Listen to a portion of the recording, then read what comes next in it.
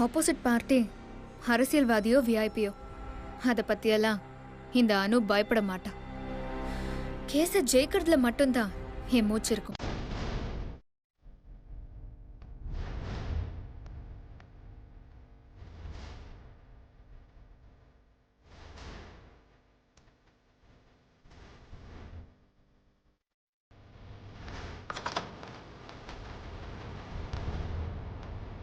Excuse me.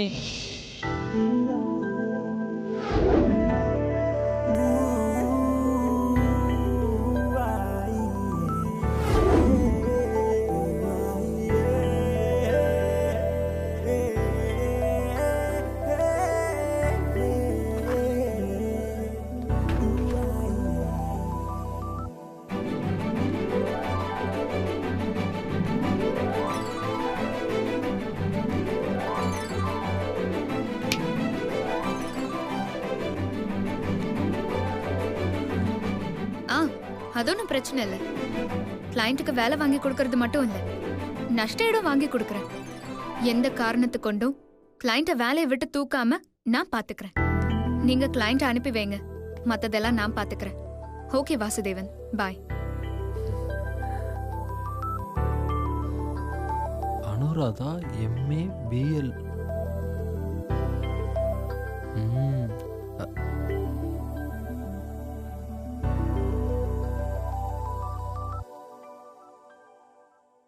Hello mister, உட்காருங்க. Okay madam. Thanks madam.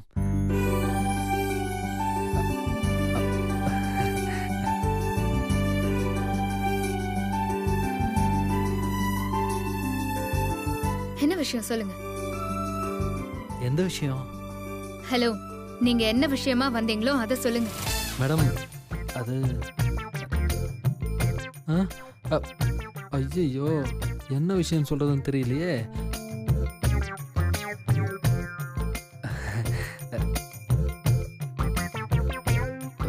என்ன பண்ணலாம்? எக்ஸ்கியூஸ் மீ, என்ன யோசிக்கிறீங்க? எதுக்கு வந்தீங்க? அது இப்போ கொஞ்ச நேரத்துக்கு முன்னாடி போன்ல பேசிட்டு இருந்தீங்களே, அந்த கிளைண்ட் நான் தான் மேடம். வாசுதேவன் சொன்னாரே, அந்த பையனா? ஏதோ சொல்றா, ஆமான்னு சொல்லிட வேண்டியதான், வேற வழி இல்ல. அவரே தான் மேடம். ஆனா உங்களை பார்த்தா வேலை போன மாதிரி தெரியலையே. 10 பேருக்கு வேலை குடுக்கற மாதிரில தெரியுது. இல்ல மேடம், உங்களை பத்தி வெளியில வேற லெவல்ல கேள்விப்பட்டேன். அதான் மேடத்தை பார்க்க வரும்போது டீசெண்டா இருக்கலாமேன்னு என் ஃப்ரெண்டுகிட்ட கடன் வாங்கி போட்டு வந்தேன் மேடம். இப்ப கூட நான் நடந்தே தான் மேடம் ஆபீஸ்க்கு வந்தேன். கையில 10 பைசா கூட இல்ல மேடம்.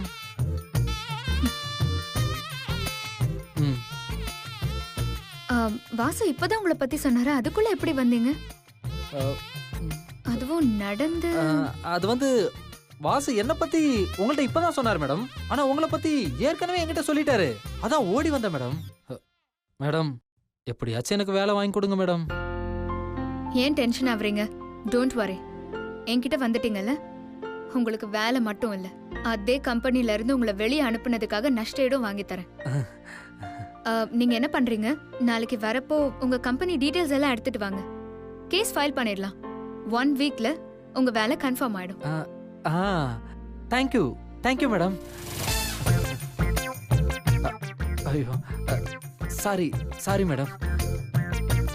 பரவாயில்ல. சரி, சட்டை ஓசில வாங்கி போட்டுட்டு வந்திருக்கீங்க. ஆமா மேடம். ஆபீஸ்க்கு நடந்து வந்திருக்கீங்க. கேஸ் ஃபைல் பண்ண பணம் இருக்கா? எப்படி இருக்கும்? It's okay.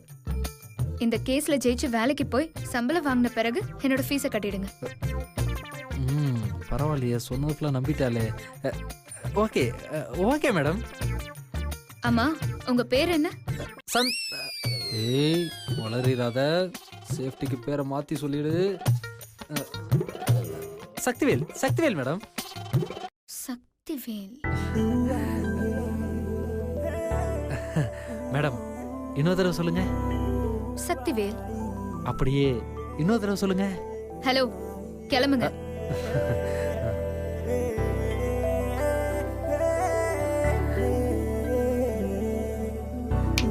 ஹலோ, ஆ கிளம்புங்க.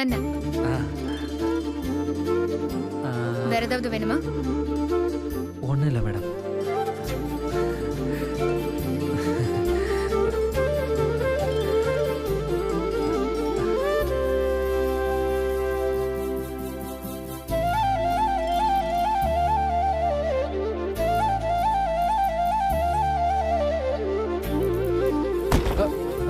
ஏய்,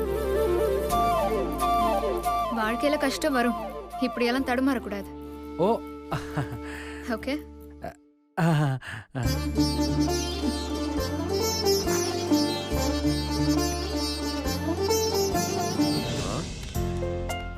மேடம், என்ன கேஸ் மேடம் இது? பாவம் அவரு வேலை செஞ்ச கம்பெனில காரணமே இல்லாம வேலையை விட்டு தூக்கிட்டாங்களாம். அதான் என்கிட்ட வந்திருக்காரு. கன்ஃபார்மா நம்பிட்டா. அவரை பார்த்தா அப்படி தெரியலையே மேடம், பெரிய பணக்கார வீட்டு பையன் மாதிரி தெரியுது. சச்சா, அவரு பார்க்கதான் அப்படி. அவரு போட்டிருக்கிற Dress கூட அவர் ஃப்ரெண்டு கிட்ட கடன் வாங்கி தான் போட்டு வந்திருக்காரு. ஐயோ, ச்சே. என்ன மேடம், என்னாச்சு? இல்ல, பஸ்ஸுக்கு கூட காசு இல்லைன்னு சொன்னாரு. ஓ. ஏதாவது பணம் கொடுத்து அனுப்பிச்சிருக்கலாம், மிஸ் பண்ணிட்டேன். சக்சஸ்.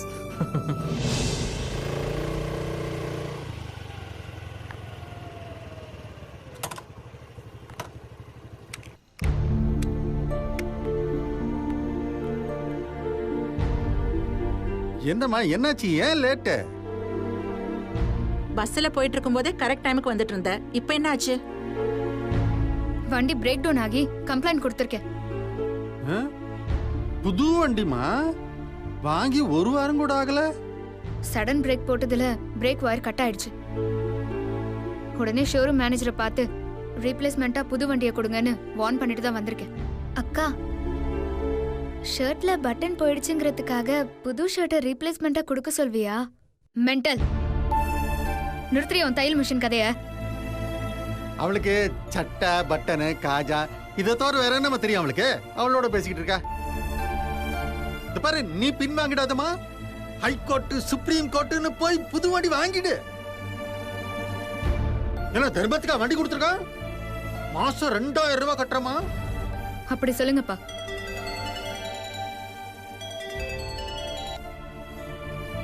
சொல்லு கல்பனா. சரி கல்பனா, நான் பாத்துக்கிறேன். யாருமா போன்ல? என் ஃப்ரெண்டு கல்பனா அம்மா. நாளைக்கு ஆனுவல் எக்ஸிபிஷன் இருக்கு. கல்பனா அவ வண்டியில கூட்டிட்டு போறேன்னு சொன்னா. ஆனா அவ வண்டி அவ தம்பிக்கு வேணுமா, அதனால கூட்டிட்டு போக முடியாதுன்னு சொல்லிட்டாமா. அதனால என்னம்மா, ஆட்டோல போக வேண்டியதானே? அது முடியாதுமா. எக்ஸிபிஷன் நடக்கிற இடத்துல இருந்து மெட்டீரியல் வாங்க ஷாப்புக்கு அடிக்கடி போக வேண்டியதா இருக்கும். அதுக்கு ஆட்டோ சரியா வராதுமா. வருஷம் முழுக்க ஸ்டடி பண்ணி நிறைய டிசைன் பண்ணி வச்சிருக்கேன். ஃபர்ஸ்ட் பிரைஸ் எனக்கு கிடைச்சா நம்ம கஷ்டமெல்லாம் காணாம போயிடும். அதுக்கு எதுக்கடி கவலைப்படுற? நம்ம வீட்ல வண்டியை வச்சுக்கிட்டு வெளியில ஏண்டி தேடணும்? நம்ம வண்டி எடுத்துட்டு போ. என்ன நடந்தாலும் என் வண்டியை கொடுக்க மாட்டேன். இவகிட்ட கொடுத்துட்டு நான் எப்படி கோர்ட்டுக்கு போறது? முன்னாடி எப்படி கோர்ட்டுக்கு போனியோ அப்படி ஒரு நாள் போயிட்டு வா. ஏய், என்ன பேசுற நீ? கோர்ட்டை விட எக்ஸிபிஷன் முக்கியமா? என்னங்க இது? அது முக்கியமா இது முக்கியமான்னு கேட்டுட்டு இருக்கீங்க. நீ சும்மா இருமா. வண்டி இல்லாம கோர்ட்டுக்கு போக முடியும், அதனால எந்த பிரச்சனையும் வராது. ஆனா எக்ஸிபிஷன்ல கலந்துக்க வண்டி இருந்தா உதவியா இருக்கும்னு சொல்றால. ஒரு வருஷம் கஷ்டப்பட்டு உழைச்சிருக்கா, அந்த உழைப்பு வீணாயிடக்கூடாது. இப்பதான் வீணாயிட்டாள இவ. எப்ப சவரேறி குச்சாலும் அப்பவே வீணாயிட்டா.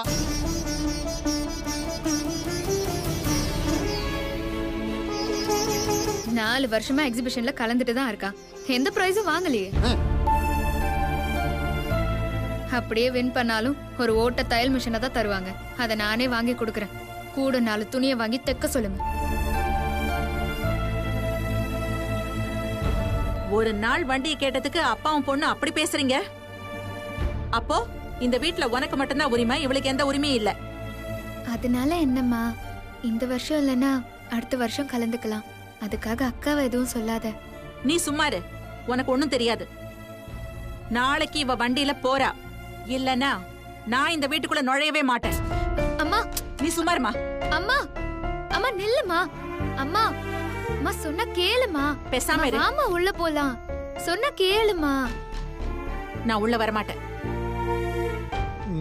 என்னம்மா இது, வாமா உள்ள. தெய்வான, உனக்கு என்ன பைத்தியமா? வா உள்ள வா. முடியாது. முதல்ல நீங்க சம்மதம் சொல்லுங்க. அம்மா இப்படியே விடிய விடிய உட்கார்ந்திருக்க போறியா? உடம்பு என்னத்துக்குமா ஆகும்? அது உங்க அப்பாவுக்கு தெரியலையே. அவர் ஒத்துக்கிற வரைக்கும் நான் உள்ள வரமாட்டேன்.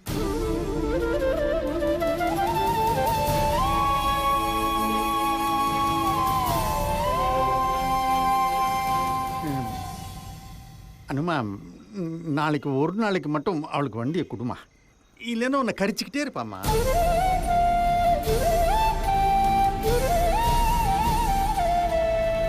இங்க பாரு, அப்பா சொன்னதுக்காக தான் கொடுக்கறேன். வண்டியில ஒரு கீறல் விழுந்துச்சு, உன்னை உண்டு இல்லைன்னு பண்ணிடுங்க. இந்தாங்கப்பா.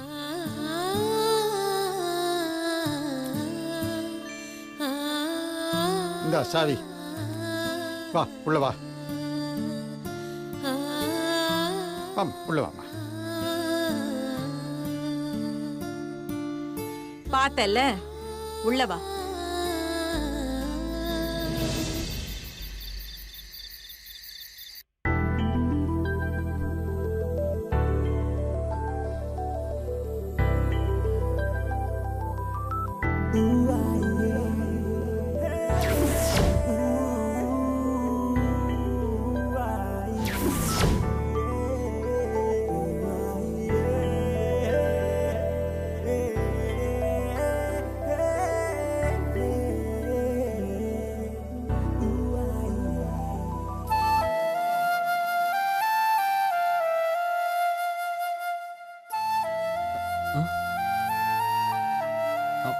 அம்மா,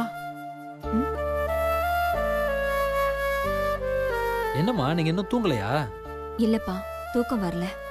சஞ்சீவ் நல்லா தூங்குறான் போல இருக்கு. ஆமாம்மா, தூங்கிட்டான். அம்மா, உங்ககிட்ட கொஞ்சம் பேசணும். கீழே போய் பேசலாமா? ம்.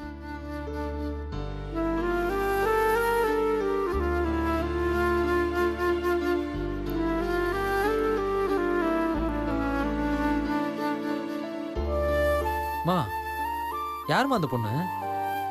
என்ன சொன்னான்னு தெரியல, திட்டிக்கிட்டே தூங்கிட்டான். யாருன்னே தெரியலப்பா. ஆனா இவன் சொல்றத பார்த்தா அந்த பொண்ணு ரொம்ப நல்ல பொண்ணுன்னு மட்டும் தெரியுது. ஒவ்வொரு நாளும் ஒவ்வொரு மாதிரி நடந்துக்கிறான். என்னைக்குதான் இவன் மாறுவானோ தெரியல. மாறுவாம்மா, இப்பதானே வெளியில வர ஆரம்பிச்சிருக்கான். 4 பேரோட பழக பழக சரியாயிடுவான். அவன் வெளியில போறதுதான் எனக்கு பயமா இருக்கு. இன்னைக்கு பாத்தியா, அந்த பொண்ணு புத்திசாலித்தனமா பேசி கோவத்தை குறைக்க சொன்னதுக்கு எவ்வளவு கோவப்பட்டான் பார்த்தல்ல. நாம சொல்றத மட்டும்தான் கேக்குறான், வேற யார் சொன்னாலும் கேட்க மாட்டேங்கிறான். நாம இவன் கூட இல்லாத சூழ்நிலை வந்தா இவன் நிலைமை என்ன ஆகும்? ஏம்மா அப்படி சொல்றீங்க? அவன் என் தம்பிமா, நான் பாத்துக்க மாட்டேனா? நீ பாத்துக்க மாட்டேன்னு நான் சொல்லல. எல்லா தாயும் தம் பிள்ளையோட 100 வருஷம் சேர்ந்து வாழணும் தான் நினைப்பா. ஆனா எந்த சூழ்நிலையிலையும் பெத்த பிள்ளை மத்தவங்களை எதிர்பார்த்து வாழ்றத எந்த தாயும் ஏத்துக்க மாட்டா. உங்களுக்கு முன்னாடி முடிஞ்சு போற வாழ்க்கை என்னோடது. அம்மா அப்படி சொல்லாதீங்கம்மா. ஆனா எனக்கு அப்புறம் இவனோட நிலைமை என்ன ஆகும்னு நினைக்கும் போதுதான் எனக்கு ரொம்ப கவலையா இருக்கு. நீங்க எதுக்கும் கவலைப்படாதீங்கம்மா, எல்லாம் சரியாயிடும். சீக்கிரமே எல்லாரும் மாதிரியும் மாறிடுவோம்மா. அதை நீங்க பார்க்க தான் போறீங்க. அந்த ஒரு நம்பிக்கையில தான் நான் வாழ்ந்துட்டு இருக்கேன். ஆமா, சைக்காட்ரிஸ்ட் கிட்ட கூட்டிட்டு போறேன்னு சொன்னியே, டாக்டர் அமெரிக்கால இருந்து வந்துட்டாங்களா? ஏற்கனவே பேசி அப்பாயின்மெண்ட் வாங்கிட்டேம்மா. தம்பியோட நிலைமைய சொன்ன ஒரு 4-5 கவுன்சிலிங்லேயே சரியாயிடும்னு டாக்டர் நம்பிக்கையோட சொல்லியிருக்காங்கம்மா.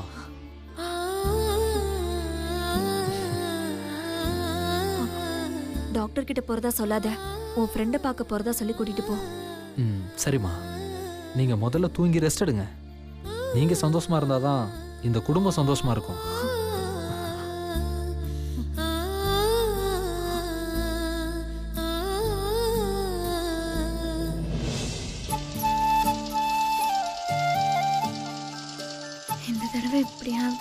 டிசைன் பண்ணி காம்படிஷன்ல ஜெயிச்சிடணும்.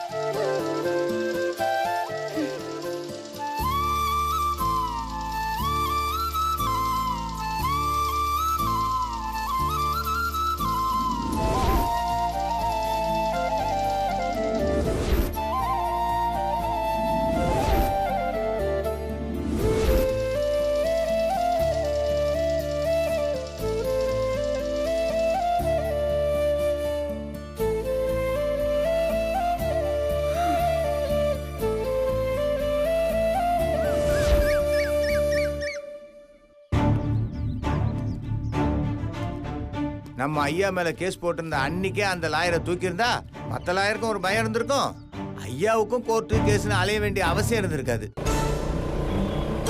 ஐயா எதையும் கொஞ்சம் விட்டு பிடிக்கிறவரு, அதான் இன்னைக்கு தூக்க சொல்லிட்டாருல, தூக்கிடுவோம்.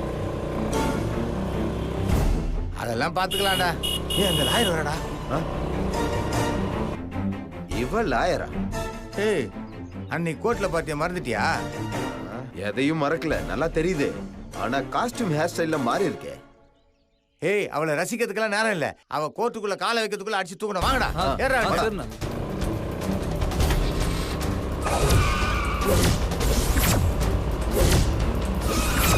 சீக்கிரம் போடா. ஏய், வேகமா நல்லா ஸ்பீடா. ஏய், ஓட்றா. வேகமா போடா, சீக்கிரம் சொல்றல. மாட்டி ஓடுறா. வேகமா ஓடு. போடா. ஏய், என்னடா பண்ற? போடா, சீக்கிரம் போடா. தூக்குடா. ஏய், போ போ போ போ. அடிச்சுடா அவனை.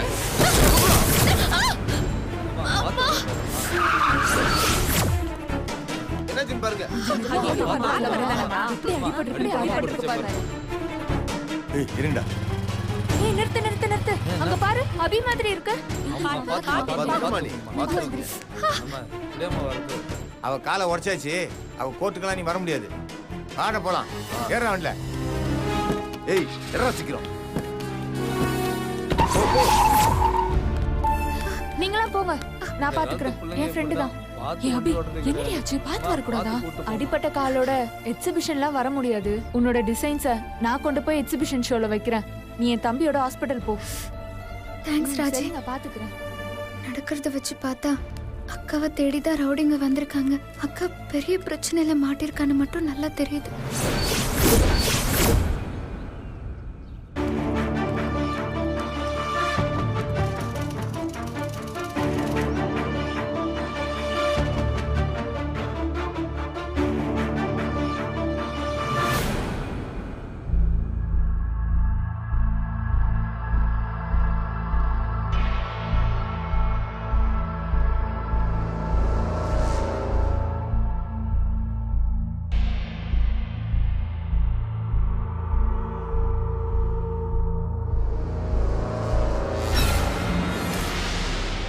யுவர் ஆனர், எதிர்த்தரப்பு வக்கீல் ஆதாரம் இருக்குன்னு சொல்லி நம்ம எல்லாரையும் முட்டாளாக்குனது மட்டும் இல்லாம இப்போவும் ஒரு பென் டிரைவ்ல ஆதாரம் இருக்கு எடுத்துட்டு வரேன்னு சொல்லி மீண்டும் ஒரு நாடகத்தை ஆரம்பிச்சிருக்காங்க.